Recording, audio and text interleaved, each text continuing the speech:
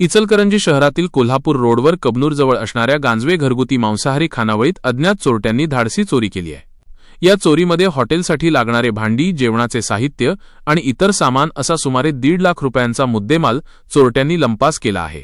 या घटनेमुळे हॉटेल व्यावसायिकांमध्ये एकच खळबळ उडाली आहे। या प्रकरणी शिवाजीनगर पोलीस ठाण्यात गुन्हा दाखल करण्यात आला आहे।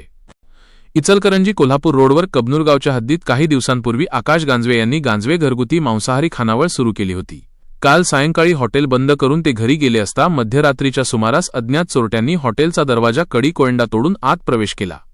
चोरट्यांनी हॉटेलमधील 5 गॅस सिलेंडर, सुमारे 300 ताटे, 600 वाट्या प्लेटा, तसेच जेवण तयार करण्यासाठी लागणारी मोठी भांडी आणि स्वयंपाकासाठी वापरण्यात येणारे तांदूळ, चटणी, तेल व इतर अन्न साहित्य असा मोठ्या प्रमाणावर माल चोरी करून नेला। या चोरीमध्ये अंदाजे 1.5 लाख रुपयांचा मुद्देमाल अज्ञात चोरट्यांनी लंपास केल्याची माहिती मिळत आहे।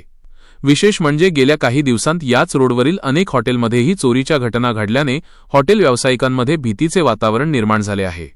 दरम्यान ही खानावळ आकाश गांजवे यांनी काही दिवसांपूर्वीच सुरू केली होती।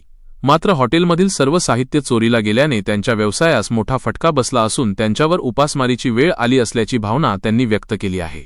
घटनेची माहिती मिळताच शिवाजीनगर पोलिसांनी घटनास्थळी भेट देऊन पाहणी केली असून चोरट्यांचा शोध घेण्यासाठी तपास यंत्रणा गतिमान करण्यात आली आहे। या प्रकरणी आकाश गांजवे यांनी अज्ञात चोरट्यांविरोधात शिवाजीनगर पोलीस ठाण्यात गुन्हा दाखल केला आहे।